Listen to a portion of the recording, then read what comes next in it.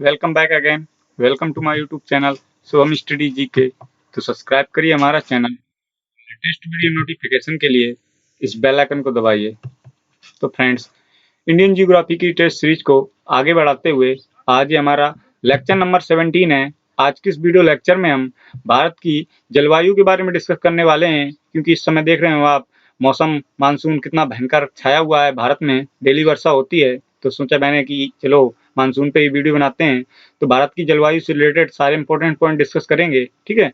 और साथ में फिर ये पहला लेक्चर है, इसका मतलब पार्ट 1 है इस भारत की जलवायु का, और इसके बाद हम पार्ट 2 पे सारे इंपॉर्टेंट क्वेश्चन आंसर डिस्कस करेंगे, जिससे आने वाले एग्जाम में बन सकता है। तो वीडियो को अंत तक जरूर देखिएगा।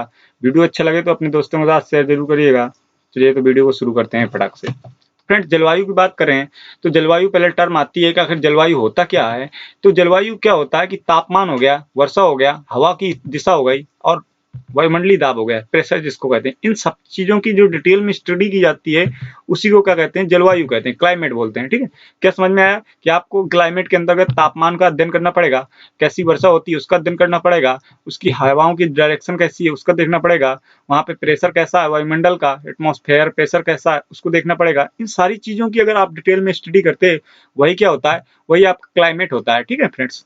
चलिए बात करते हैं, फिर टर्म आती है कि आखिर जलवायु और मौसम में अंतर क्या होता है, क्योंकि मौसम और जलवायु में अधिकतर लोगों को कंफ्यूजन हो जाता है कि आखिर जलवायु क्या होता है, मौसम क्या होता है। तो चलिए इनको देख लेते हैं कि जलवायु क्या होता है कि वायुमंडल की वो ऐसी अवस्था होती है जो लंबे समय तक रहती है। जैसे कि आप मान लें, जैसे हमारा भारत ही ले ले, भारत में एक विषम जलवायु होती है, सम जलवायु होती है। जो दक्षिण का एरिया जैसे मुंबई के आसपास का, वहां पे सम जलवायु पाई जाती है। सम जलवायु का मतलब क्या हुआ कि वहां पे चाहे सर्दी हो चाहे गर्मी, कोई भी मौसम हो, लेकिन वहां पे क्या होता है कि एक ही जैसी मानसून बनाता है, यानी सम जलवायु रहती है। वहां पे लगभग साल में हर महीने वर्षा होती है, ठीक है। तो वहां पे सम जलवायु होती है। लेकिन जो उत्तर पूर्वी भारत की बात करें तो यहाँ गर्मियों में वर्षा होती है, सर्दी में अधिक सर्दी पड़ती है, गर्मी में अधिक गर्मी पड़ती है। तो ये कैसी जलवायु हो गई, विषम जलवायु हो गई।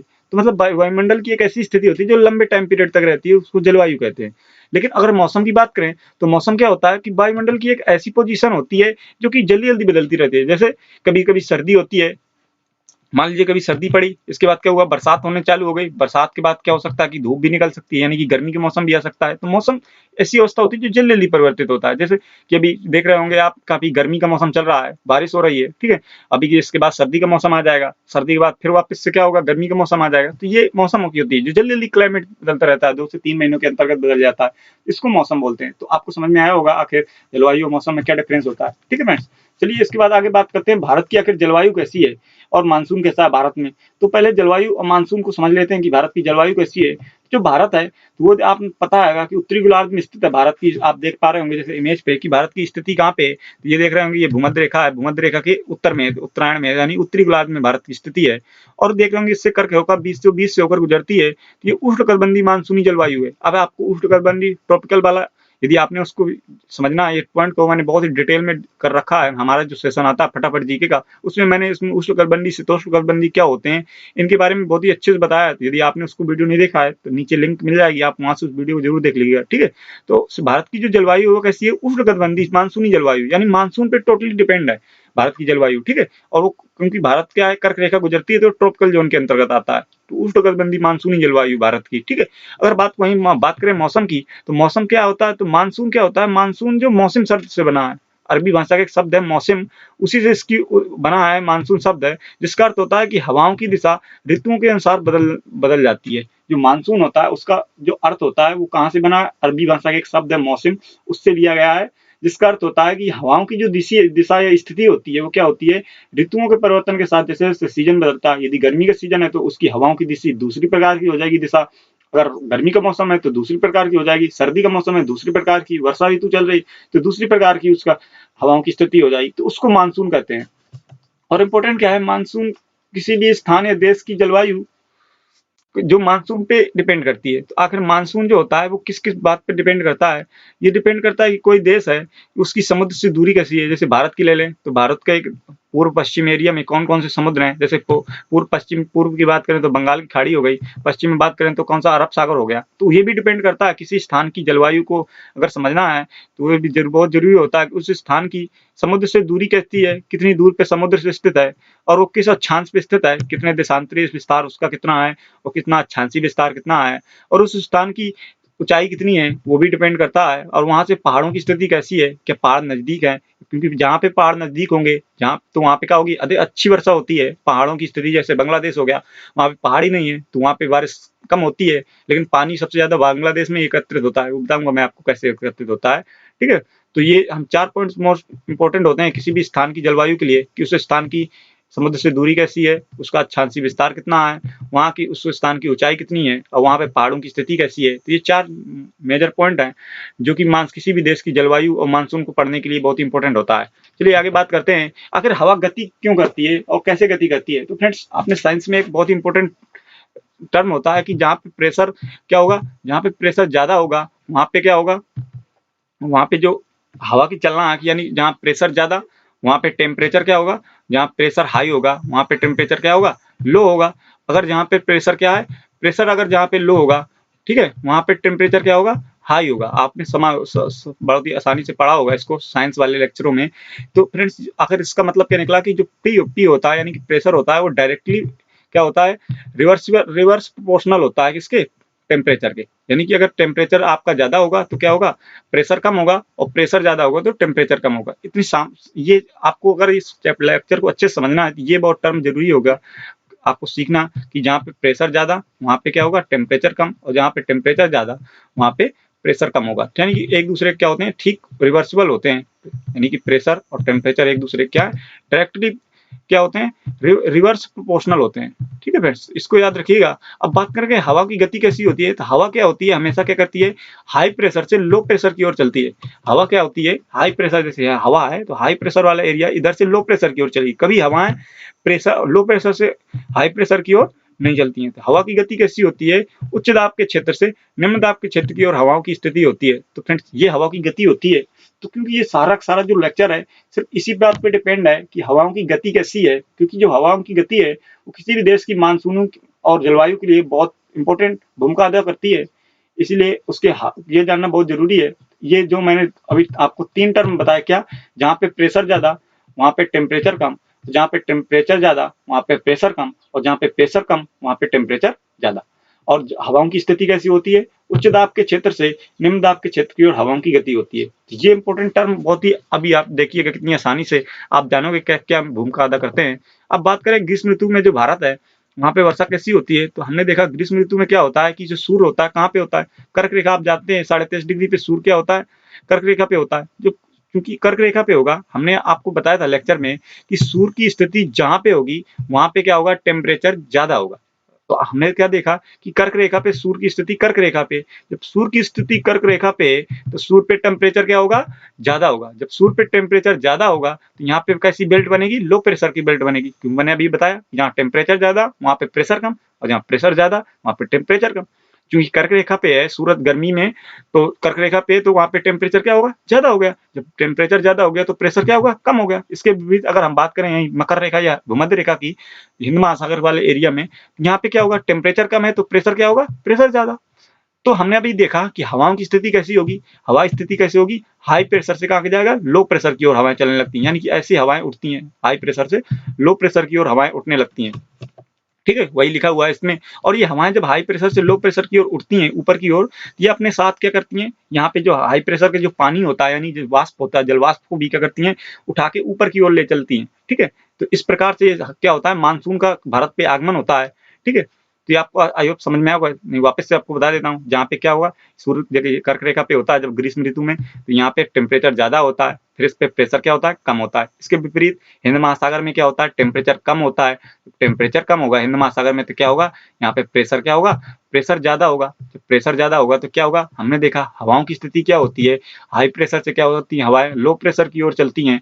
ठीक है, तो हाई प्रेशर से लो प्रेशर की ओर चलती हैं, और ये पवनें क्या करती हैं, अपने साथ साथ जलवाष्प को भी लेकर चलती हैं, भारत की ओर मुड़ जाती हैं। और भारत में पहुँचने पर ये मुख्यतः शाखा क्या होती है, जैसे ये आप देख पा रहे होंगे यहाँ पे इमेज पे कि यहाँ ये विषुवत रेखा से ये ऊपर की ओर रही भारत की स्थिति ये अलग से दिखाई गई है। तो ये 2 भागों में बढ़ जाती है। एक शाखा क्या करती है भारत की, क्योंकि जो स्थलाकृति है कुछ दक्षिण भारत की कुछ इस प्रकार से बनी हुई है कि जो ये उठने वाला मानसून है इसको क्या करती है 2 भागों में बाँट देती है। एक शाखा अरब सागर की ओर चला जाती है और दक्षिण-पश्चिम मानसून की, और एक शाखा बंगाल की खाड़ी में प्रवेश कर जाती है, ठीक है? इसको दक्षिणी-पश्चिमी मानसून क्यों कहते हैं? क्योंकि आप देख पा रहे होंगे ये पूरा जो एरिया ये दक्षिण का एरिया साउथ का, और पश्चिमी मानसून इसलिए कहते हैं क्योंकि ये पश्चिम भाग में ज़्यादा इंटर्ड करती है, ठीक है? इसलिए दक्षिण-पश्चिम मानसून इसको कहते हैं।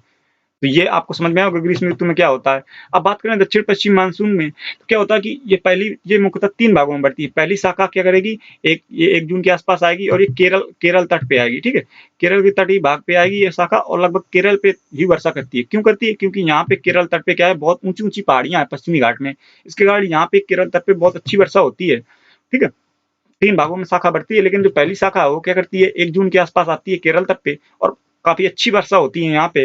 लेकिन पश्चिमी घाट की क्योंकि यहाँ पे स्थलाकृतियाँ हैं, तो ये स्थलाकृति इस टाइप की बनी हुई है, जैसे आप मान लीजिए कोई पर्वत या पहाड़ है इधर से, तो यहाँ पे ये मानसून आया यहाँ पे केरल तट पे यहाँ पे टकराया तो इसी साइड वर्षा हो जाती है। और इस साइड का जो एरिया ये क्या होता है, ये सूख, ये वाला जो एरिया आपको मैं कर रहा हूँ, ये वाला एरिया क्या होता है, ये शुष्क पड़ा रहता है, ठीक है? तो वही पश्चिमी घाट के जो पूर्वी ढलान जिसको, क्योंकि ये वाला एरिया क्या है पश्चिमी है और ये क्या एरिया पूर्वी घाट है। तो जब पश्चिमी घाट पे तो बेहतर वर्षा हो गई, लेकिन पूर्वी घाट क्या हो गया, सूखा पड़ा रहा, पूर्वी ढलान हो गई। इसके बाद जो इसका कारण क्या होता है पश्चिमी घाट का, कि तमिलनाडु का, आंध्र प्रदेश का जो एरिया यहाँ पे वर्षा हो ही नहीं पाती, वृष्टि छाया प्रदेश के अंतर्गत आते हैं। अब ये वृष्टि छाया प्रदेश क्या होता है, चलिए उसको भी देख लेते हैं। वृष्टि छाया प्रदेश क्या होता है, जब भी कोई मानसून होता है, बादल होते हैं, वो क्या करते हैं, अगर वो 1200 मीटर से ज्यादा की ऊंची पहाड़ियां हैं या 1200 मीटर या उससे ऊंची की पहाड़ी है, उससे टकराता है तो संपूर्ण वर्षा, जैसे ये कोई पहाड़ी आप देख रहे होंगे इमेज पे, अच्छे से समझ में आ रहा होगा आपको वृष्टि छाया प्रदेश, जैसे कोई ये इमेज दिख रही है आपको, ये कोई बादल है,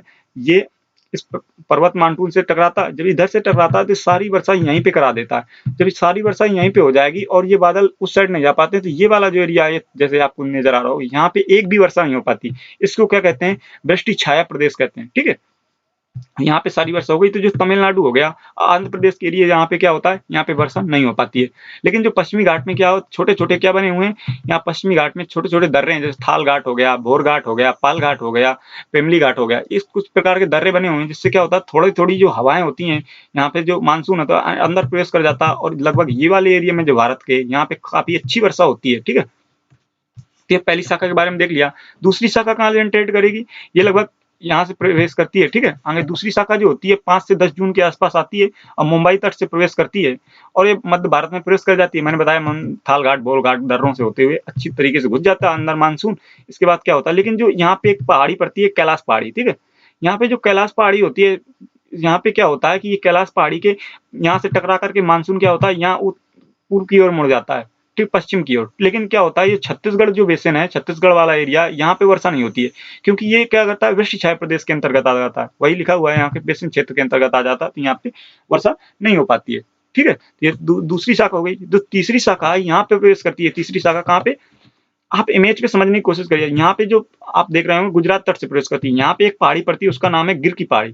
क्या, गिर की पहाड़ी? अब देखिए आप समझने की कोशिश करिए, गिर की पहाड़ी की स्थलाकृति कुछ ऐसी बनी हुई है। अब ये शाखा, ये आई अरब सागर की शाखा चल रही, इधर पे आई, जैसे आप ये वाले देखने समझने की कोशिश करिए, ये जैसे गिर की पहाड़ी बनी और ये मानसून हमारे यहाँ से आया, तो इसके क्या होता है, इससे टकराता है, तो ये जो दक्षिण वाला एरिया, इस पे तो खूब वर्षा होती है, लेकिन जो उत्तर वाला एरिया, यहाँ का ऊपर वाला ये वाला एरिया, यहाँ पे क्या होती है, वर्षा हो ही नहीं पाती। क्यों? कारण वही, क्योंकि ये क्या करता है, वृष्टि छाया प्रदेश के अंतर्गत ये क्षेत्र आ जाता है, तो यहाँ पे वर्षा नहीं होती। सिमिलरली यहाँ पे आप देखोगे राजस्थान के पास एक पहाड़ी है, आपको मैंने बताया था पहाड़ियों वाले लेक्चर में, उसका नाम है अरावली की पहाड़ी। जो अरावली की पहाड़ी है, उसका वो क्या है कि इसकी स्थलाकृति कुछ इस प्रकार से बनी हुई है कि जो ये अरब सागर से उठने वाला मानसून है, इसके समांतर पड़ जाती है पहाड़ी। जब ये राजस्थान में अरावली की पहाड़ी जब इसके समांतर हो जाती है, तो क्या करता है, ये पहाड़ी से टकरा नहीं पाता और सीधा निकल जाता है मानसून आगे।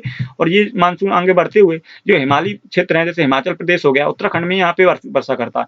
इसीलिए आपने देखा होगा कि राजस्थान में सुना होगा कि कम वर्षा होती है। कारण क्या है कि अरावली की पहाड़ियां है तो वहां पे, लेकिन वो क्या है कि अरब सागर से उठने वाले मानसून के क्या है, सीधे समांतर हो जाती है, और जो चीज समांतर होती है वहां पे क्या होती है, वर्षा नहीं हो पाती। यही सिमिलर प्रोसेस क्या होती है यहाँ तमिलनाडु वाले एरिया में होती है। जब हम अभी बात करेंगे बंगाल की खाड़ी में उठने वाली शाखा से। अभी हम बात कर रहे हैं किसकी, अरब सागर में घुसने वाली शाखा की, ठीक है। तो ये पश्चिम बंगाल की खाड़ी में आने वाली शाखा से क्या होता है, पश्चिम हिमालय में काफी वर्षा होती है। तो ये आपको समझ में आया गिर की पहाड़ियों, तीसरी शाखा क्या हो गई।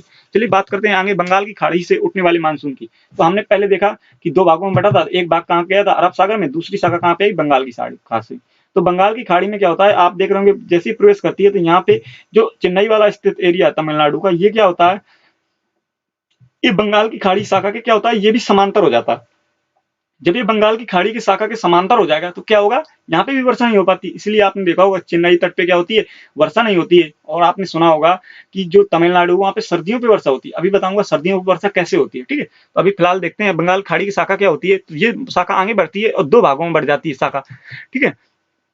एक शाखा कहाँ जाती है, म्यांमार की तट पे बढ़ती है, और दूसरी शाखा क्या करती है, बांग्लादेश में प्रवेश कर जाती है। तो दो भागों में बढ़ जाती है शाखा, बंगाल खाड़ी की शाखा। जो पहली वाली शाखा होती है जो कि म्यांमार तट पे जाती है, वे क्या करती है, म्यांमार में एक पहाड़ियां हैं, उसको कहते हैं अरकान की पहाड़ियां। म्यांमार में पहाड़ियां अरकान की पहाड़ियों से टकराती है ये शाखा। अरकान की खाड़ी से टकराने के बाद ये भारत की ओर बढ़ जाती है। और यहाँ पे जो भारत का उत्तर प्रदेश वाला एरिया हो गया, और ये मध्य प्रदेश वाला एरिया हो गया, और ये होते हुए पंजाब वाला एरिया से निकलती हुई उत्तराखंड को पार करते हुए यहाँ से निकल जाती है। खूब वर्षा होती है भारत में आके, ठीक है। तो किससे टकराई, अरकान की पहाड़ियों से। जो ये पहली शाखा के बारे में बात कर लिया। जो दूसरी शाखा ये क्या करती है, ये प्रवेश करती है पश्चिम बंगाल होते हुए, कहाँ पे प्रवेश करती है, बांग्लादेश से होते हुए मेघालय में प्रवेश करती है। और मेघालय में आपको पता है तीन पहाड़ियां, कौन कौन सी, पहली एक गारो, दूसरी एक खासी, तीसरी है जयंतियां। ये तीनों पहाड़ियों की स्थिति क्या है, कुछ इस प्रकार से बनी हुई है। कैसी, अभी मैं आपको बता दे रहा हूँ। ये आप समझ में आ रहे होंगे, ये कीप के आकार की स्थिति होती है। थोड़ा सा रब कर लेते हैं, जगह स्पेस कम है। देखिए समझने की कोशिश करिए। चलिए ब्लैंक पेज ले लेता हूँ, वहां पे समझने की कोशिश करते हैं। जो अरब मेघालय की स्थलाकृति में जो तीन पहाड़ियां हैं वो क्या है, ऐसे कुछ घेरे हुए हैं। जैसे आप समझने की कोशिश करिए, कीप आप जानते होंगे जिससे तेल डाला जाता है, ठीक है। जो तो कीप की आकार की पहाड़ियां बनी हुई हैं। इस साइड की क्या गारो है, यहाँ पे खासी है, और ये यहाँ पे जयंतियों की पहाड़ियां हैं। ये तीनों पहाड़ियां क्या करती हैं, इस तरह से घेरे हुए हैं इसको, कि जैसे मानसून यहाँ से उठने वाला जो बंगाल खाड़ी का मानसून है, बांग्लादेश से होते हुए जैसे इसमें प्रवेश करता है तो इसके भंवर में फंस जाता है। जब वो भंवर में फंस जाता है यहाँ पे, तो यहीं पे घूमता रहता है, यहीं पे घूमता रहता है, घूमता रहता है। फिर क्या होता है, जब घूमता रहता है तो यहीं पे सारी वर्षा करा देता है। इसलिए यहाँ पे एक क्षेत्र है मेघालय में, आपने सुना होगा, उसका नाम है क्या, मासिन राम। चिरापूंजी में एक जगह है मासिन राम, वहां पे क्या होती है, संसार में जितनी भी वर्षा होती है सबसे ज्यादा वर्षा यहीं पे होती है, मासिन राम में। आई होप आपको समझ में आया होगा। चलिए वही लिखा हुआ है, चलिए उसको भी देख लेते हैं क्या है, कि मासिन राम में सबसे ज्यादा वर्षा होती है, और ये विश्व में सबसे ज्यादा वर्षा यहीं पे दर्ज की जाती है। कारण क्या है, मैंने अभी बताया कि जो गारो खासी कहते की पहाड़ी, इनकी आकृति कैसी है, कीप के आकार की आकृति है। इसी कारण यहाँ पे क्या होती है, वर्षा बहुत अधिक मात्रा में होती है। तो आई होप आपको समझ में आया होगा, ठीक है। यही वर्षा आगे क्या होता है कि ये जो गारो खासी अन्य से पहाड़ी टकराती रहती है, और ये थोड़ी बहुत शाखा यहाँ पे निकल जाती है। लेकिन यहाँ पे आपने देखा होगा ये सारा का सारा एरिया कैसा है, हिमालयी क्षेत्र। कैसा एरिया है, हिमालय के क्षेत्र। अगर ये हिमालय का एरिया है तो क्या होगा, ये हिमालय क्षेत्र का एरिया, तो यहाँ से टकरा जाती है, यहीं पे शाखाएं जो होती हैं तो यहाँ पे टकराती हैं, और आसाम में काफी बारिश होती है। अब ये पहाड़ियां कहीं जा नहीं पाती, क्योंकि टकराने के बाद ये शाखा फिर वापस से मुड़ती है, और ये यहाँ को भगती है उत्तर भारत की ओर, ठीक है। तो यहाँ को भगती है उत्तर भारत की ओर। और समझने की कोशिश करते हैं फिर क्या होता है। आपने सुना होगा, चलिए थोड़ा सा पहले एक मैप बना लेते हैं भारत का, आसानी से समझने में उसकी कोशिश होगी। छोटा सा साफ जरूर मैप नहीं होगा, लेकिन फिर भी समझने की कोशिश करेंगे, इतना तो काफी होगा कि हम उसको आसानी से समझ जाएंगे, ठीक है। मैं थोड़ा सा जल्दी से बनाने की कोशिश करता हूँ मैप को, ठीक है। तो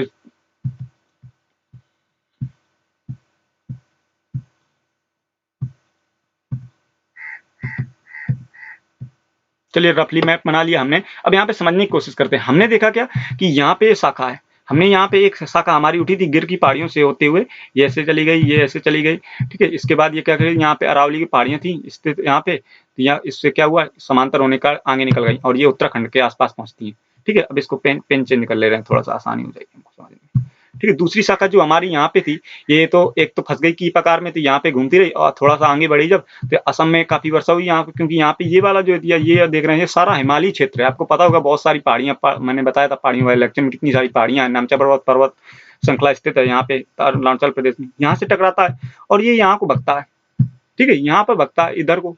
जब यहाँ को भगेगा फिर क्या होगा, यहाँ पे भगता, तो ये वाला मानसून भी यहाँ से आ गया, यानी कि जो बंगाल की खाड़ी का मानसून भी आया, ये भी यहाँ के बंगाल की खाड़ी का हो गया, और ये अरब सागर का मानसून हो गया। ये दोनों जब यहाँ पहुंचते हैं तो ये वाला जो एरिया आप देख रहे होंगे, शिमला के आसपास का एरिया, ये उत्तराखंड के अंतर्गत आता है। तो आपने सुना होगा अक्सर कि उत्तराखंड में बादल फट जाते हैं। ऐसा कैसे होता है, बादल फट जाते हैं भाई? कि जो अरब सागर की शाखा ये भी यहाँ पे पहुंची और ये बंगाल की खाड़ी की शाखा ये भी यहाँ पे पहुंची। ये जब दोनों की शाखाएं क्या होती हैं वहां पे पहुंच जाती हैं तो बहुत भयंकर बारिश होती है। जब भयंकर बारिश होती है तो यहाँ पे इसी को क्या कहते हैं, बस्ट बोलते हैं। बस्ट बस्ट इंग्लिश में बोलते हैं, इसको कहते हैं हिंदी में बादल का फटना। इसलिए आपने अक्सर घटनाओं में सुना होगा कि उत्तराखंड में भाई बादल फट गए। तो बादल फटते हटते कुछ नहीं है, इसी कारण बादल फटते हैं। यानी कि ये दोनों मानसून क्या होते हैं, टकरा जाते हैं, तो बादल का फटना कहते हैं इसी को। तो आई होप आपको समझ में आ गया बादल का फटना क्या होता है। चलिए वापस वहीं पे चलते हैं। ये हमने देखा बंगाल की खाड़ी की शाखा हो गई, भारत में अच्छी खासी बारिश हो गई, ठीक है। चलिए अब और डिस्कस करते हैं। ये तो हमारा हो गया कौन सा मानसून की बात की हमने, ग्रीष्म ऋतु के मानसून की बात की। तो चलिए अब बात कर लेते हैं शीत ऋतु में भी मानसून आता है ना भारत में, क्योंकि हमने तो देखा कि तमिलनाडु में तो हमारे वर्षा भी नहीं हुई भाई साहब। अब क्या करें, जब तमिलनाडु में वर्षा तो करानी पड़ेगी, नहीं तो सूखा क्षेत्र रह जाएगा। तमिलनाडु में वर्षा सर्दी में होती है, कैसे होती है चलिए उसको समझने की कोशिश करते हैं। अब बात करें शीत ऋतु की। शीत ऋतु में क्या होता है, सूर्य कहाँ होता है, सूर्य क्या होगा मकर रेखा पे। सिमिलर प्रोसेस समझने की कोशिश करना, देखना सूर्य हमारा आया मकर रेखा पे। जब मकर रेखा पे आया तो यहाँ पे मकर रेखा पे क्या होगा, टेम्परेचर हमारा कैसा होगा, हाई हो जाएगा। जब टेम्परेचर हाई होगा तो यहाँ पे बेल्ट कैसे बनेगी, लो प्रेशर की बेल्ट बनेगी। ये वाला जो एरिया है भूमध्य सागर वाला एरिया, यहाँ पे क्या बनेगी, लो प्रेशर की बेल्ट बनेगी। और जब भारत में क्या है, सर्दियों का मौसम चल रहा है, जब सर्दियों का मौसम चल रहा है तो भारत में क्या होगा, टेम्परेचर क्या होगा, कम होगा। जब भारत में टेम्परेचर कम है तो प्रेशर कैसा होगा, हाई होगा। तो भारत में हाई प्रेशर की होगा। हमने क्या बात डिस्कस किया था अभी कि जो हवाएं होती हैं वो कहां से चलती हैं, हाई प्रेशर से लो प्रेशर की ओर चलती हैं। तो हवाएं क्या करेंगी, भारत से कहां को चलेंगी, हिंद महासागर की ओर चलेंगी। लेकिन क्या होगा भाई, अभी देखना, समझने की कोशिश करना, समझ देखना, हाई प्रेशर से लो प्रेशर की चलेंगी। तो अब ये शाखाएं कहां से, देखिए उत्तर पूर्वी भारत से कहां को जा रही है, दक्षिण की ओर चल रही है। तो इसलिए इनको नाम दिया जाता है, उत्तर पूर्वी मानसून का नाम दिया जाता है। समझ में आया उत्तर पूर्वी मानसून क्या होता है, ये अक्टूबर से नवंबर के महीने में ऐसा होता है। लेकिन भाई समझने की कोशिश करना, अभी ये हम आगे बढ़े। अभी यहाँ पे नल्ला मलाई की पहाड़ी तमिलनाडु के आसपास होती है, नीलगिरी की पहाड़ियां, ये भी अब लौटता हुआ मानसून होता है। जो उत्तर पूर्वी मानसून होता है ये भारत से लौट रहा होता है। उसी बीच में क्या होता है कि आगे बढ़ा तो ये अन्नामलाई और नल्ला मलाई की पहाड़ियां और नीलगिरी की पहाड़ियां यहाँ से टकराता है। जब यहाँ पे टकराता है ये लौटता हुआ मानसून, तो कुछ हद तक वर्षा होती है तमिलनाडु में। इसीलिए आपने सुना होगा कि तमिलनाडु में शीत ऋतु में वर्षा होती है। तो इसका मुख्य कारण यही है कि तमिलनाडु में शीत ऋतु में वर्षा होने का, क्यों कि उत्तर पूर्वी मानसून। तो ये लौटता हुआ मानसून ही तमिलनाडु में वर्षा कराता है, जिसको क्या कहते हैं, उत्तर पूर्वी मानसून कहते हैं। ठीक है, समझ में आया। तो ऐसे वर्षा होती है तमिलनाडु में। तो ये हमने मानसून को समझने की कोशिश की अच्छे से। चलिए कुछ इंपॉर्टेंट टर्म है उनको भी देख लेते हैं, क्या होते हैं। तमिलनाडु में वर्षा ऋतु में वर्षा शुष्क क्यों रहता है। क्वेश्चन यहाँ से बनता है कि आखिर कभी कभी जो एसएससी वाले एग्जामों में यहाँ से क्वेश्चन बन सकता है कि तमिलनाडु है वहाँ पे जो वर्षा ऋतु होती है, वर्षा ऋतु हमारे यहाँ कब होती है, ग्रीष्म ऋतु में। यानी तो ग्रीष्म ऋतु में शुष्क क्यों रहता है, क्यों वर्षा नहीं होती ग्रीष्म ऋतु में। तो इसका एक मुख्य कारण ये है कि तमिलनाडु में क्या है कि पहाड़ियों में वृष्टि छाया क्षेत्र के, जो हमने देखा था, डिस्कस किया था ना अभी, कि जो तमिलनाडु के एरिया है यहाँ पे क्या है कि ये जो केरल वाला तट है यहाँ पे क्या है कि यहाँ पे बहुत सारे दर्रे अर्रे हैं और बहुत सारी ऊंची ऊंची पहाड़ियां हैं। पहाड़ियों के कारण क्या होता है कि अरब सागर का मानसून होता है, यहाँ से टकराता है और यहीं पे वर्षा कर देता है। और ये वृष्टि छाया प्रदेश के अंतर्गत आता है, तो यहाँ पे वर्षा नहीं हो पाती है। तो हमने डिस्कस किया था वही है, ठीक है। तो ये पहला कारण होगा। दूसरा कारण क्या है, मैंने बताया था आपको ये भी कि जब जब ये तो हमारा अरब सागर की शाखा हो गया। अब बंगाल की खाड़ी की शाखा क्या हुआ कि जो चेन्नई तट है ये क्या है, कोरोमंडल तट जिसको कहते हैं, ये बंगाल की खाड़ी की शाखा क्या होता है, समांतर पड़ जाता है। जब समांतर पड़ जाता है तो यहाँ से क्या होता है, शाखाएं टकरा नहीं पाती हैं पौने, जब पौने टकराती नहीं है तो सीधी निकल जाती हैं पौने। इसलिए क्या होता है, ग्रीष्म ऋतु में तमिलनाडु क्या होता है, सूखा रह जाता है। ठीक है फ्रेंड्स, समझ में आया। चलिए नेक्स्ट आगे बढ़ते हैं। भूमध्य सागरीय महाद्वीप से क्या होता है, देखिए भूमध्य सागर आप समझने की कोशिश करिएगा, ये मेडिटेरियन सी है, ये यहाँ पे ये टर्की वाले एरिया के आसपास है और हमारा भारत यहाँ है। अब सोचिए इसका प्रभाव हमारे भारत के ऊपर कैसे पड़ेगा, समझने की कोशिश करिएगा। ये क्या होता है कि यहाँ पे हाई प्रेशर की बेल्ट के कारण और भारत में लो प्रेशर की बेल्ट के कारण जो पछुआ पवनें होती हैं, जिसको जेड पवन की संज्ञा दी जाती है, ये क्या होती हैं, ये भारत की ओर चलना प्रारंभ कर देती हैं और ये इसको पश्चिमी विक्षोभ का नाम दिया जाता है। और भारत में उत्तर पश्चिम से आने वाला तूफान होता है एक तरीके से ये। और ये क्या करता है, पंजाब में प्रवेश करता है, भारत में जम्मू कश्मीर हो गया, हिमाचल प्रदेश हो गया, उत्तराखंड में क्या होता है, बर्फबारी करता है। ठीक है, यहाँ पे पंजाब के क्षेत्र में तो वर्षा होती है क्योंकि पंजाब नीचे है, लेकिन ये वाला एरिया क्या है, यहाँ पे प्रेशर थोड़ा कम होता है, प्रेशर ज्यादा होता है, टेम्परेचर कम होने के कारण यहाँ पे बर्फबारी हो जाती है। तो इसको पश्चिम विक्षोभ कहते हैं। लेकिन जो पंजाब वाला एरिया है, यहाँ पे आपने सुना होगा, पंजाब और जो उत्तर प्रदेश वाला एरिया है, यहाँ पे गेहूं की फसल अच्छी होती है। क्यों, इसका कारण क्या है, गेहूं की फसल के अच्छे होने का कारण कि जो ये पश्चिमी विक्षोभ है ये क्या होता है, गेहूं के लिए बहुत ही लाभदायी होता है। इसलिए जो पश्चिमी विक्षोभ में क्या होता है, गेहूं की फसल के लिए बहुत फायदेमंद होता है। इसलिए पंजाब वाले एरिया में या यूपी वाले एरिया में गेहूं की फसल अच्छी होती है। समझ में आया क्यों अच्छी होती है? क्योंकि ये भूमध्य सागरी जो जलवायु उठ के आती है, जो पश्चिमी विक्षोभ होता है, उसी कारण भारत में जो पंजाब और उत्तर प्रदेश वाला एरिया है, यहाँ पे क्या होता है, गेहूं की फसल बहुत अच्छी होती है। तो ये था पश्चिम विक्षोभ हो गया, जिस कारण भारत में क्या होता है, गेहूं की फसल अच्छी होती है। अब भारत में आंकड़े की बात करें कि आखिर भारत में कुछ वर्षा के आंकड़े देख लेते हैं, क्या कैसा कैसा मानसून है। तो आपने समझ में आया होगा कि सबसे ज्यादा वर्षा तो हमारे यहाँ पे हो गई।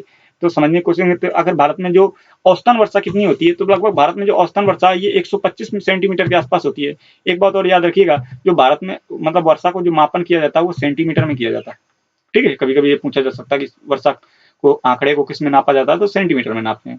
तो भारत में औसत वर्षा कितनी होती है, लगभग 125 सेंटीमीटर होती है। और भारत के लगभग 35% भूभाग पे क्या होती है, 75 सेंटीमीटर से कम वर्षा होती है।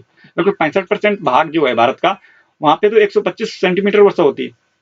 लेकिन जो बचा हुआ 35% भाग है, वहां पे 75 सेंटीमीटर से भी वर्षा होती है। अब बात करें सबसे ज्यादा वर्षा की, तो आपने देख लिया मानसून राम में होती है। लेकिन अगर बात करें 400 सेंटीमीटर से ज्यादा वर्षा कहाँ पे होती है, तो हमने यहाँ पे डिस्कस किया था, ये पश्चिमी घाट वाला एरिया है ना, यहाँ पे बहुत वर्षा होती है। और ये हमारा जो उत्तर पूर्वी भारत हो गया, यहाँ पे हमने बात किया था मेघालय वाला, ठीक है, मेघालय वाला मासिन राम, और ये असम वाला क्षेत्र होगा, यहाँ पे हमने क्या कहा था, बहुत वर्षा होती है। तो ये वाले एरिया में भी काफी वर्षा होती है। तो 400 सेंटीमीटर से वर्षा कहाँ कहाँ पे होती है, तो मेघालय वाला एरिया हो गया, और उत्तर पूर्वी भारत हो गया, और इसके साथ साथ पश्चिमी घाट हो गया।